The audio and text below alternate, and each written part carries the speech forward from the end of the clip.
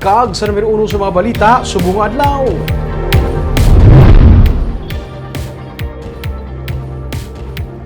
Beintiseis ka mga badyaw nakapalagyo gikan sa gym sa Barangay Sumag sa Bacolod City. Pamuno sang DSSD sa Bacolod City ginapangayuan sa patag. Maripot si Nico Delfin. Madulong pakuntani isang pamahaw sa punong Barangay Rodney Carmona sa 26 ka mga badyaw nga temporaryo nga ginpahamtang sang DSSD Anti-Mendicancy Team sa Barangay Gym pero nakibot sila nga wala nang pamilya sa mga indigenous people matapos magpinalagyo Lunes ang kaagahon. Hindi mo mapugan, kay pasaw pa nila lakat. Pasaw na sugad, lawo pa, mag-intor kuha nyo na sumag. Kaina, liwat naging pangita sang kapulisan kag Anti-Mendicancy Team ang mga badyaw. 15 sa ila ang nasikop sa Bacolod Public Plaza kag karon ginpahamtang sa Bay Center.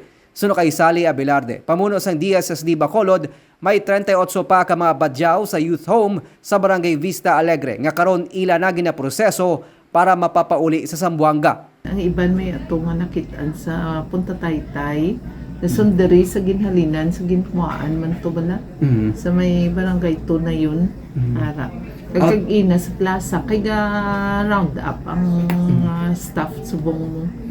Out of 26, may 15 na nga nakuha kag May subong. 15, so may iba naman to nga na dulong to sa 38 ka individuals. At nga, tuman sa youth home, kaghapon man, sang aga, gin pasulod, may taga-sumag man to gym.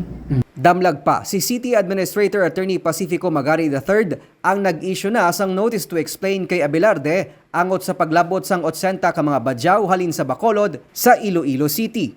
Gani liwat man nga nagpangayo sang pathag si Maghari angot sa pagpalagyo sang katapos sang IP sa Sumag. We will ask for a written report kay DSSD on that. Kay according siya do nagbalik naman ko no, do accounted for man.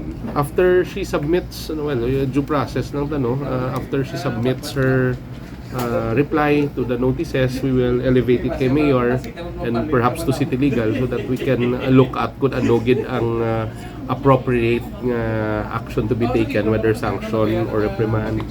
May 72 na ka mga badyaw nga ginpabalik sa Bacolod halin Iloilo ang nadulong pauli sang DSSD Anti-Mendicancy Team sa Zamboanga. Nagapadayon ang pagsikop sang team sa mga badyaw nga ginareklamo nagapangalimos sa mga dalanon kag sa mga commercial establishment sa syudad.